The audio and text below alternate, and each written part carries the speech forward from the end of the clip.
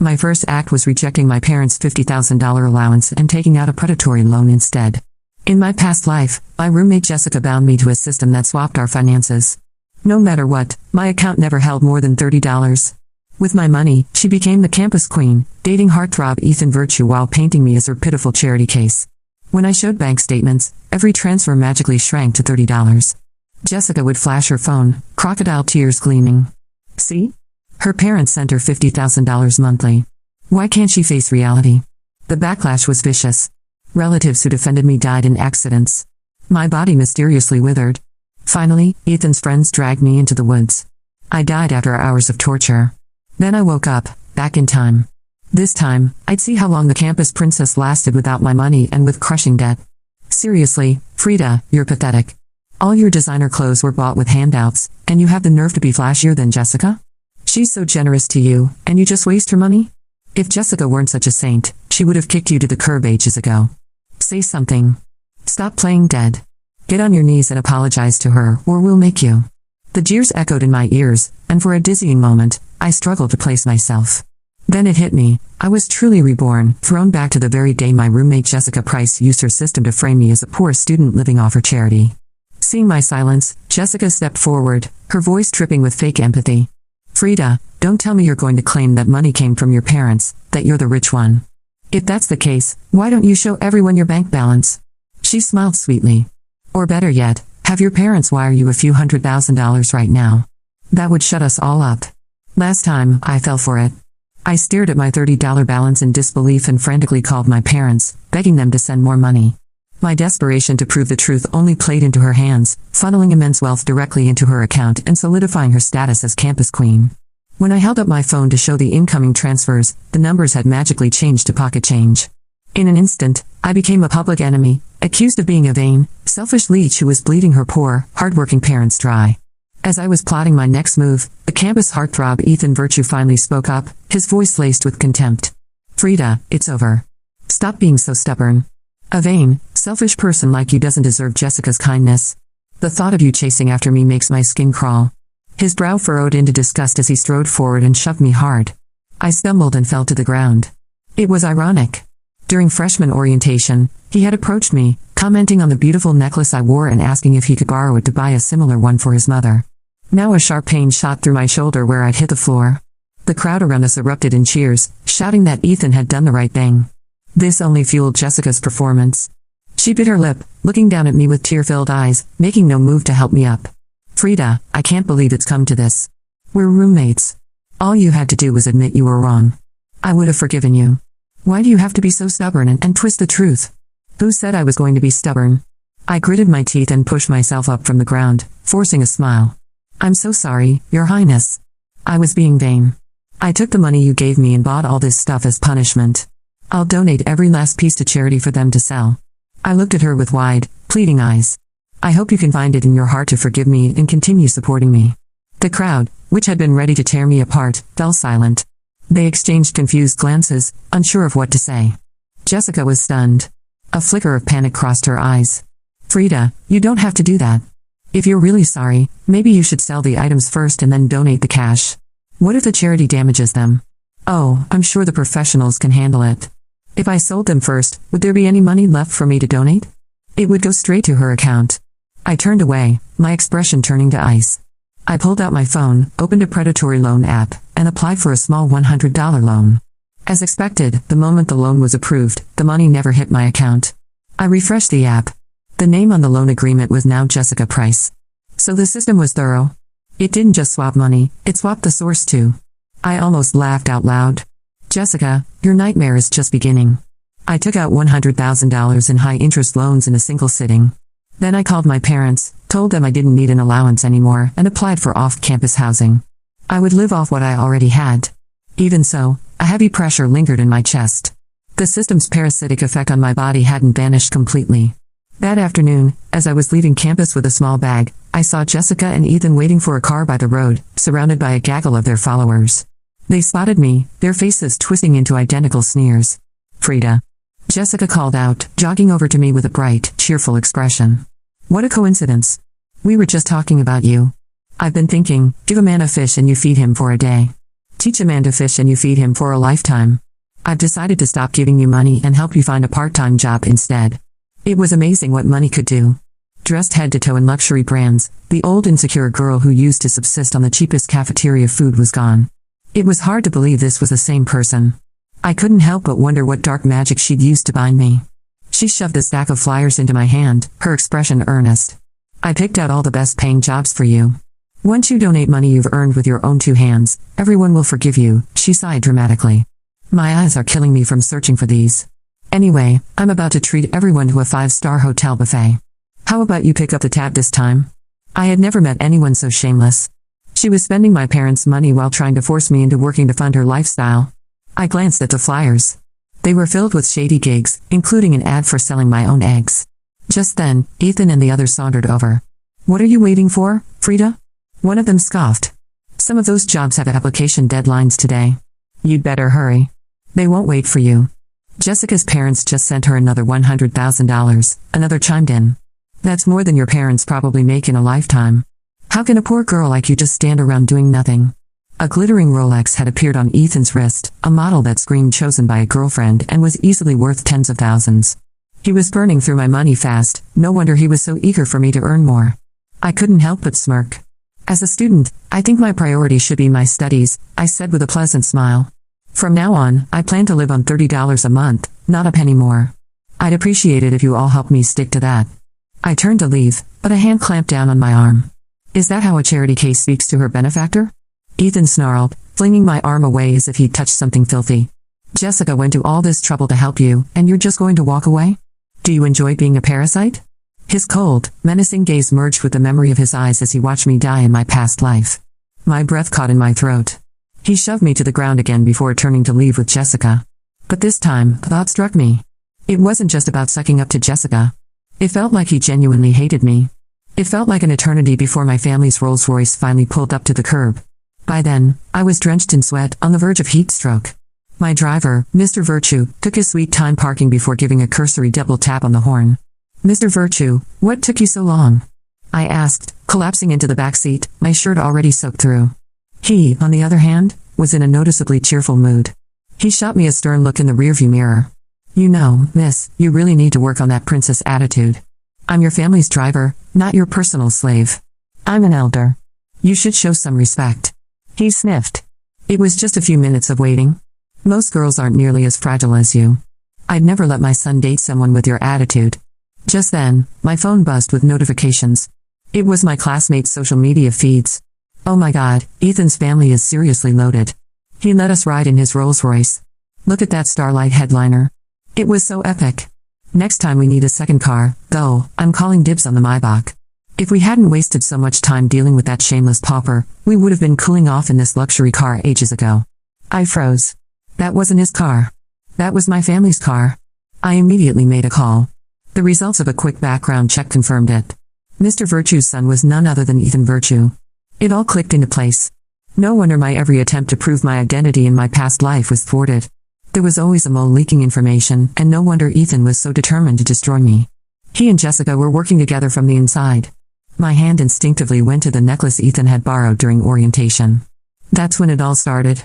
Right after that, Jessica, the girl who could barely afford food, suddenly became incredibly wealthy. Back then, I used my meal card for everything and never checked my bank balance. I had handed them the perfect opportunity. Miss Frida, what are you doing? The car screeched to a halt. Mr. Virtue was staring at me in the rearview mirror, his eyes wide with panic, fixed on my hand as it was about to unclasp the necklace. That was a coming-of-age gift from your mother, he stammered. You're not taking it off, are you? His panicked expression was all the confirmation I needed. Of course not, I said with a small laugh. Just admiring it. I closed my eyes, and from the driver's seat I heard a quiet sigh of relief. The moment I got back to the villa, I ripped the necklace off. I called my father and told him Mr. Virtue had been disrespectful and needed to be fired. Then I enjoyed a gourmet meal prepared by our French chef, and after eating my fill, I collapsed into bed. As I suspected, without the necklace, the crushing weight on my chest lifted. It was as if a massive boulder had been rolled off me. To avoid tipping my hand, I found an identical-looking necklace in my jewelry box and put it on. And now, Jessica, all you have left is that $100,000 debt. I did not return to campus for a week. Instead, I stayed at our family's villa, pretending to recover from stress while secretly plotting my next steps. My father noticed my unusual quiet but chalked it up to academic pressure. My mother, on the other hand, watched me with sharper eyes. She was not one to be fooled by silence. "Are you hiding something?" she asked on the fourth day, her fingers tapping against her porcelain teacup. "No," I replied smoothly, sipping my chamomile tea. "I'm just thinking about switching my major." She narrowed her eyes but said nothing more. In reality, I had no intention of switching majors. I had bigger plans. Now that I knew the system transferred not just money but sources and identity, I had to find its weak points. The necklace had clearly acted as a conduit or anchor. The moment I removed it, the pressure in my chest eased, and I finally felt like my thoughts were mine again. Jessica had been siphoning my life through that piece of jewelry. That much I was sure of. But I needed proof. Something that could not be denied or twisted. So I returned to campus 1 week later, not to attend class, but to watch. I spent the first 3 days shadowing Jessica and Ethan from a distance, careful to avoid attention. I watched as they hosted lavish brunches, passed out scholarships under Jessica's foundation, and flaunted their wealth like nobles among peasants. They even hosted a fundraiser at the student union, where Jessica gave a speech about compassion and resilience while wearing a gown that cost more than most families made in a year. Everyone clapped. Everyone swooned. It was sickening. But on the fourth day, I caught a crack in her mask. Jessica was arguing with someone in a secluded hallway, voice shrill and panicked. "No, I don't care if the app says the funds are low. Just open another account. Use her name again if you have to. As long as it pulls from the same source, we're fine." "What do you mean the last transfer bounced?"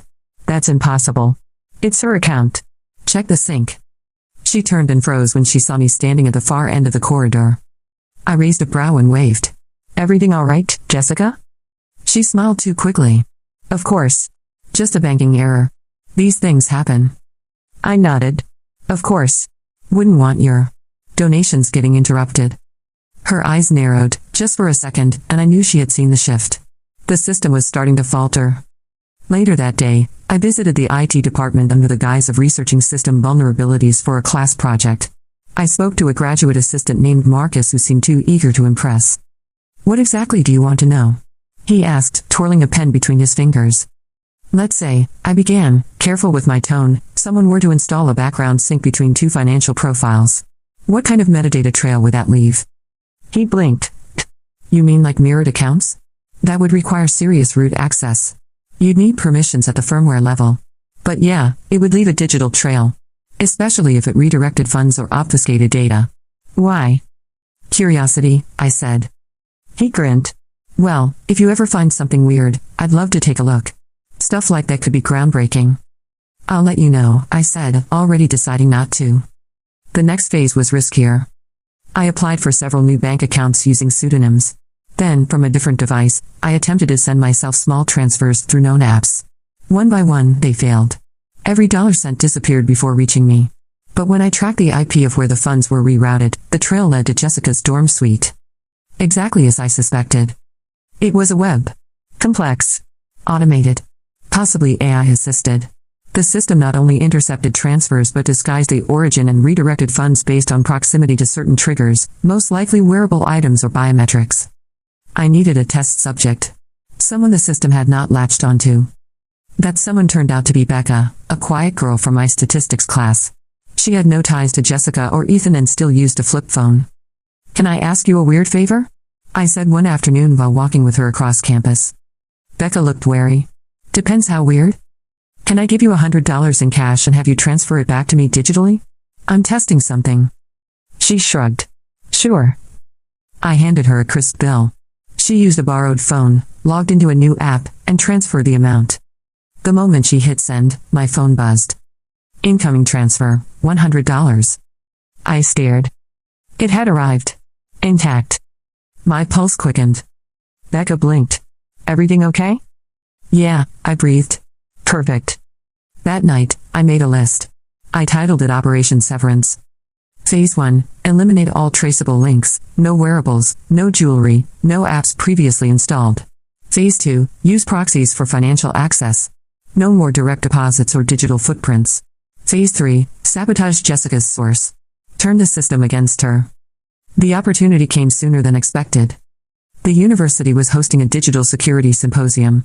Guest speakers. Media coverage. It was a perfect storm. Jessica was one of the keynote panelists. She arrived in a gold gown and heels worth at least $5,000. Ethan accompanied her in a custom-tailored suit, adjusting his cufflinks like royalty. They took the stage to thunderous applause. I waited backstage, posing as a volunteer, carrying a backup laptop in case one of the speakers needed assistance. Right before Jessica's speech began, I approached her handler. "There's a sync issue with the display. I need to swap the device." The handler barely looked up. "Fine, just be quick." I connected my decoy laptop to the stage's media system.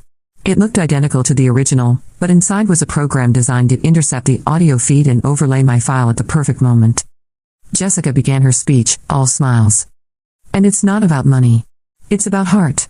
When I met Frida, she was broken. I gave her purpose." The screen behind her flickered. A new video appeared. It showed Jessica in her dorm, laughing with Ethan as they scrolled through my financial history. $30 again, she giggled. "It's like clockwork. She still doesn't suspect a thing." The crowd gasped. Jessica turned, horrified. "What is this?" The video continued. Ethan's voice, "Think she'll figure it out?" "Jessica, does it matter? As long as we keep siphoning from her parents, she's just a walking wallet." The auditorium exploded into chaos. Phones came out. Journalists stood up.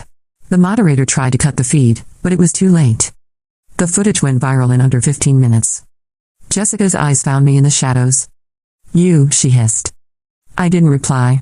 I just turned and walked away. Back at the villa, my mother greeted me at the door. "You did something," she said. "Something necessary," I replied. She didn't press. That night, I received a message from Ethan. "You'll regret this." I stared at the screen. "No, Ethan. You will." The next morning, the financial press reported that Jessica Price's family accounts were frozen pending investigation. Anonymous tips had been submitted to federal authorities about wire fraud and digital embezzlement. At noon, the university suspended her and Ethan pending disciplinary review. But I was not done yet. Because revenge without understanding is just anger. And I wanted more than justice. I wanted to understand the system. And then dismantle it from the inside. The headlines spread faster than fire in a dry forest. Campus angel or digital thief? Jessica Price under investigation. Exposed, the dark truth behind the Queen of Compassion. Siphoned wealth and stolen identity, the Frida Fisher case. By the end of the second day, Jessica had gone radio silent. Her social media accounts were wiped clean, and Ethan's once booming influencer presence was reduced to a trickle of defensive comments and staged apologies. We had no idea. We were manipulated too. This was a technical misunderstanding. Right. The university attempted to keep the matter internal at first, but someone, probably Marcus, the grad assistant I never trusted, leaked the full logs of the intercepted data.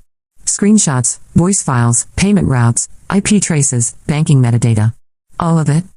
Within 72 hours, every student on campus had formed an opinion. Some gloated. Some defended. A few sent me messages of apology or quiet support, but I did not reply. Not yet. Instead, I stayed in my off-campus apartment, plotting Phase 2. Operation Severance had succeeded in severing Jessica's false halo, but that was just the first domino.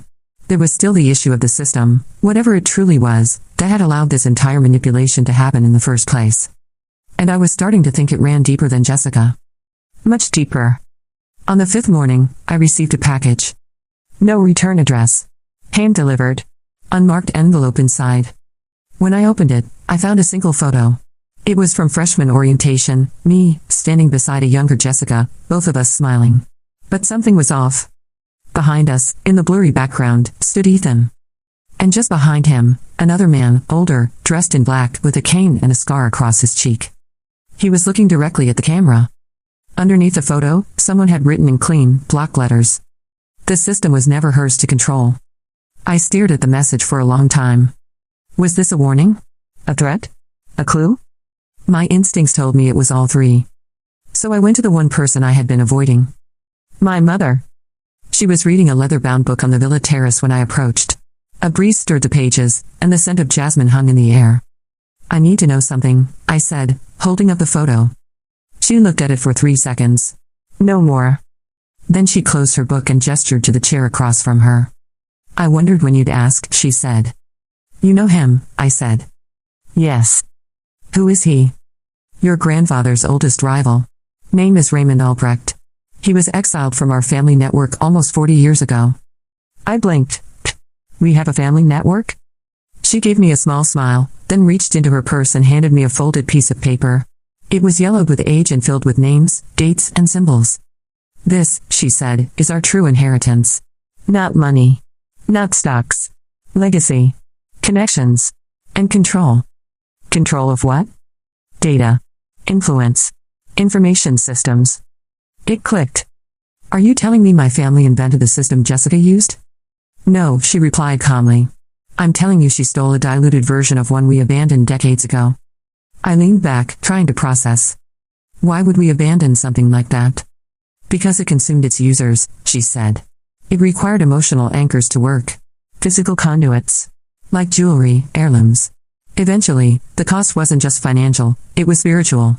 Psychological. People became obsessed. Addicted.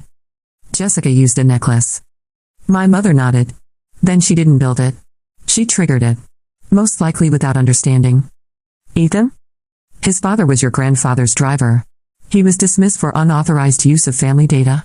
Looks like he passed more than just driving lessons to his son. So Jessica and Ethan were puppets? She sighed. No. They were opportunists. But the strings were old. Buried. You woke them up. I exhaled slowly. And now? You need to finish what your grandfather started. Dismantle it. How? From the inside. That night, I returned to campus and visited the restricted archives in the library basement. Only a few students ever entered this part of the building. You had to request access through 2 different departments and sign a physical logbook. I used my family name. Doors opened. In the back, behind a wall of climate-controlled cabinets, I found a folder labeled Project Mirror Root, deactivated 1998. Inside were diagrams, schematics, old digital logs and a flowchart of a system that looked disturbingly familiar. Mirror Root was a prototype network that created mirrored digital identities using wearable anchors and emotional energy. It used biometric feedback, proximity sensors, and adaptive AI routing to link 2 subjects through one data stream, allowing one person to drain, mask, or redirect financial and emotional output from the other. It had been banned. Shut down. But not destroyed. And now, it had awakened again through Jessica's usage of the necklace. My necklace. The coming-of-age gift from my mother, who had likely known all along. I left the archives with a folder under my arm, heart pounding. The next morning, I found Ethan sitting on a bench outside the administration building, looking pale and drawn. He stood when he saw me. We need to talk. I don't think so, I said. It wasn't supposed to go that far. I tilted my head. You mean the part where I died? His face twisted. That wasn't me. That was her. You held me down while they kicked me, Ethan. Don't rewrite history. He ran a hand through his hair. I didn't know the system would do that. I just thought it would make things easier. For whom? I asked. I thought, if we could access your account, your family's influence, we'd finally be somebody. You were already somebody, Ethan. But you chose to be nobody. He looked like he wanted to argue. Then he looked down. I think she's losing her mind, he said quietly. Jessica. She keeps saying the system is talking to her. That it's inside her now. I stared at him. Maybe it is. Can you fix it? I don't know. He hesitated. Do you want help? From you? Yes. I considered it. Ethan was a liar. A coward. A traitor. But he was also a witness. And right now, I needed every thread. Fine, I said. But if you betray me again, I'll erase you from every system in this city. He didn't laugh. Because he knew I meant it. We spent the next week pulling the rest of the logs from Jessica's devices. She hadn't wiped them properly. We recovered files, thousands of them, showing every transaction, every rerouted payment, every moment she'd laughed at my expense. But we also found something else. She wasn't the only one using the system. There were others. 7 users. Each tied to a different anchor item. Each one linked to a university student. And each one with a mirror. I stared at the list. Then I looked at the clock. It was 3 in the morning. And the real war had just begun. 3 in the morning. The campus was silent, blanketed by a heavy fog that clung to every light post and window frame like a warning. I sat in the center of my apartment floor, surrounded by printed logs, handwritten diagrams, and highlighter-streaked photocopies of the mirror root files. Ethan was asleep on the couch, His phone face down beside him, the screen flickering every few minutes with a new notification he was too exhausted to read. 7 users. 7 anchors. 7 mirrors. And all of them still active. The system was evolving. I circled the final page of the logs in red ink. The timestamp was from just 2 days ago. Jessica had not been the last. In fact, if the logs were right, she was now the weakest connection. Her anchor, the necklace, had been forcefully severed. That should have deactivated her link. But the system had adapted. It had found another host. Or perhaps it always had more than one. Each of the 7 entries listed a code name: Monarch, Ghost, Lantern, Echo, Cardinal, Vixen, and Hydra. Hydra's last interaction was tagged to a location just off campus, a building I recognized. A private student society known as the Guild, supposedly an academic fraternity. In truth, it was a haven for elite students from wealthy families who networked in shadows and dined in silence. Hydra's anchor item, a silver ring with obsidian inlay. I had seen that ring before. Professor Greaves wore it every day during his lectures. He taught advanced cryptographic systems, a class I had never taken, but whose entrance hallway I passed every Tuesday. Greaves was known for his connections to the defense industry, but rumors swirled about his connections to legacy networks, tech whispered about but never confirmed. I stood slowly, my back aching. If I was going to dismantle Mirror Root, I had to confront the reality. This was no longer just about Jessica or Ethan. This was systemic. Intergenerational. And its roots were deeper than anyone realized. At 8 in the morning, I walked into Greaves's lecture hall. No one stopped me.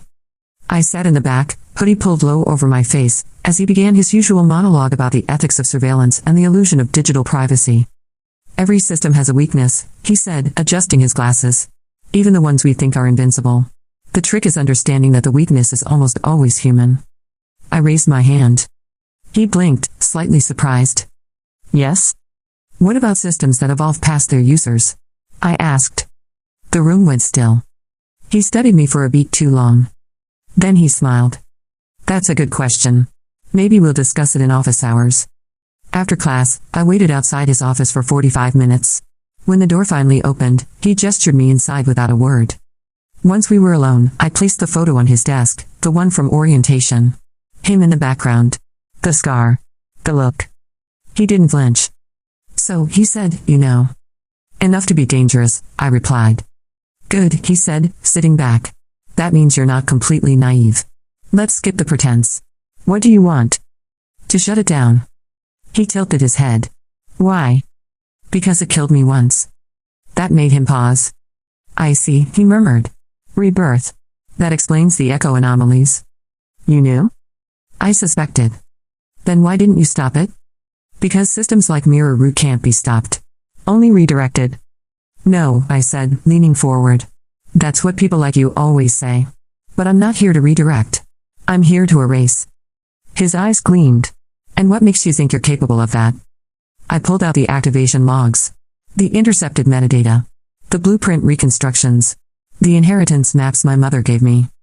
His smile faded. Clever girl, he said softly. You're Hydra, I whispered. I was, he admitted. Until you severed the root. The ring still hums, but the stream is dying. You're collapsing the mirror field faster than it can rebuild. Good. He looked at me carefully. I won't stop you, he said. But others will. You've made enemies you haven't even met yet. I don't care. You will. He reached into his drawer and tossed a black flash drive onto the desk. This is the kill switch, he said. But it only works if you reach the root server. And to do that, you'll need to go underground. Where? The vault's beneath the guild building. There's a secondary entrance beneath the statue of the first chancellor. Swipe this card, he tossed over a badge, and take the elevator to negative level 5. What's down there? Everything, he said. Or nothing. Depends on how much you're willing to sacrifice. That night, I stood before the chancellor statue in the cold drizzle, the badge in my pocket and the flash drive clutched in my hand. Ethan had insisted on coming, but I told him to stay. I could not risk anyone else. I swiped the card. The stone slid sideways. A hidden door opened with a mechanical groan, revealing a steel elevator with a single glowing button, -5. I stepped in. The ride took nearly 2 minutes. At the bottom, the doors opened into darkness. Sensors triggered. Rows of lights flickered on, revealing a massive chamber filled with humming servers, old tech interlaced with newer components, and screens showing looping data feeds, names, accounts, heartbeat monitors, scrolling code. It was a digital tomb of identities. At the center stood a column of glass containing what looked like a tree, its roots made of cables, its branches pulsing with light. This was the root. I approached the terminal. Inserted the drive. Typed in the key sequence. The screen flashed. Authentication confirmed. Erasure protocol activated. Warning, user link detected. I froze. A red line pulsed across the screen. Anchor found, subject Frida Fisher. What? No. I had removed the necklace. I had severed all links. The screen pulsed again. Secondary anchor, subject Ethan Virtue. My breath caught. It wasn't me anymore. It was him. The last piece clicked into place. In trying to help me, Ethan had become the new conduit. The system had latched onto him through proximity, emotional entanglement, and guilt. I had not destroyed the mirror. I had passed it. A timer began to count down. 10 seconds. 9. 8. My chest ached. I reached for the drive. Then I stopped. Let it run. 7. 6. This was the only way. 5. 4. He would survive. 3. It would break the loop. 2. Maybe. 1. The screen went black. The chamber lights shut off. The hum faded. Silence. I exhaled, my knees buckling as I collapsed beside the terminal. It was done. It was over. And for the first time in what felt like centuries, I was finally alone in my own mind. Back on the surface, dawn was breaking. My phone buzzed. A message from Ethan. I felt it. Like something cracked inside. But I'm still here. You? I smiled faintly. Free. Later that day, I received another envelope. Inside was a single sentence. You burned the forest. But the seeds are still in the soil. No signature. No address. But I wasn't afraid. Because I wasn't reborn this time. I was rewritten. And whatever came next, I would be ready. The system was gone. Or so I believed. For weeks after the purge, silence reigned. The campus slowly recovered from its hysteria. News outlets moved on to other scandals. Jessica disappeared entirely. Rumors said she fled the country, others said she was institutionalized, but no one had proof. Ethan withdrew from his classes and moved off campus. He sent me messages sometimes, brief, hollow ones. I replied even less. I had no interest in rebuilding what we never truly had. My focus shifted. With the root system destroyed and the anchor severed, I expected everything to return to normal. But nothing felt normal. My body, once heavy with pressure and fatigue, felt light to the point of being unstable. My senses were sharper. My sleep deeper. But there was something else too, an edge to the air, a faint hum under the silence. Something was waiting. I returned to the villa and handed my mother the final logs, the dismantled flash drive, and the copy of the project files. She did not ask questions. She simply took the documents, placed them in a locked drawer, and poured me tea. Now what? I asked. That depends on you, she said. I don't want this legacy. She nodded slowly. Most who inherit power don't. Then why pass it on? So it can be rewritten. I left the room with a bitter taste in my mouth. That night, I dreamed of wires twisting through trees, of silver roots wrapping around my wrists. I woke with a start, breath shallow. The system was dead, but the echoes remained. Psychological, perhaps. Residual. But real. I needed clarity. So I did something I had avoided since day one. I returned to the woods. The place where I had died in my first life. It had rained the night before, and the forest floor was damp and uneven. The trees stood silent like sentinels, the same ones that had watched my past self break and bleed beneath their branches. I found the clearing. The rocks.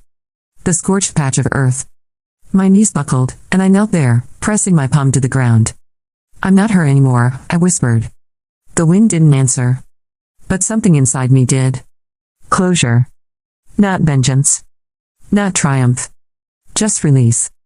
On my way back, I received a call from a blocked number. I answered without speaking. A voice spoke, calm and deliberate. You severed the original root. But you never asked who planted it. I froze. Who are you? You'll find out when the next mirror activates. Goodbye, Frida. The line went dead. For the first time in weeks, I felt fear, not of being drained or framed or erased, but fear of the unknown. The system was bigger than Jessica. Bigger than my family. It was an idea, a structure, self-replicating and viral. I needed allies.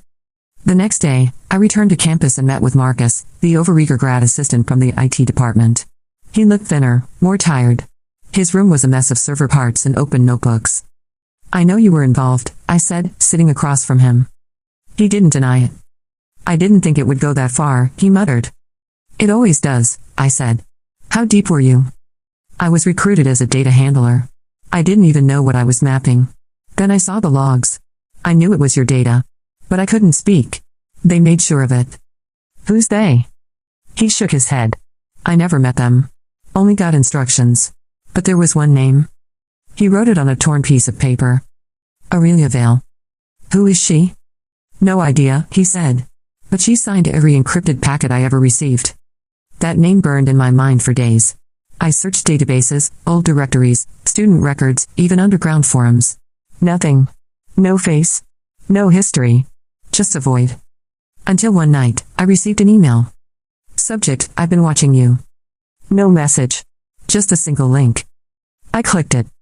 It opened a private live stream. A dimly lit room. A woman stood in front of a blank screen.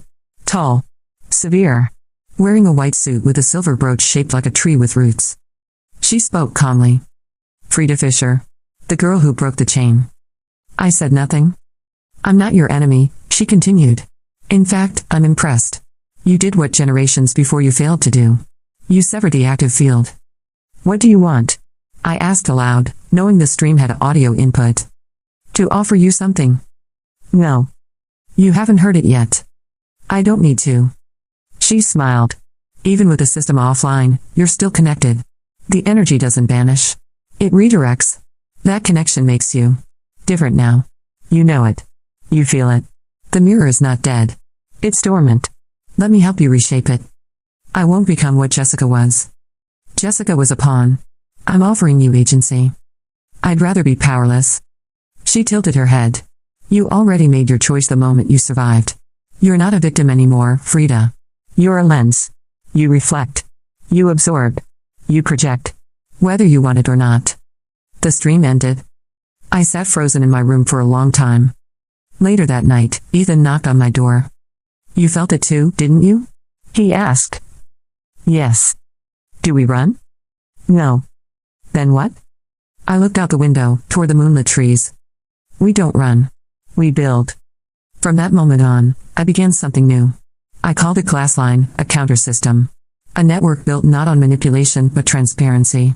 Not on domination but defense. It was open source, decentralized, and anonymous by design. A mirror with no reflection, only light. Within 6 months, it had spread across 2 universities, then 10. Coders and digital activists joined. Victims of identity theft, financial abuse, and silent systemic sabotage came forward. We created protocols to detect anchor items, block mirrored feedback loops, and expose latent data siphons in real time. Jessica never reappeared. Aurelia never contacted me again. But I knew she was watching. 1 year later, I stood on a stage at a tech ethics summit, delivering a keynote speech under my real name. Not the charity case. Not the leech. Not the broken girl with $30 in her account. I was Frida Fisher.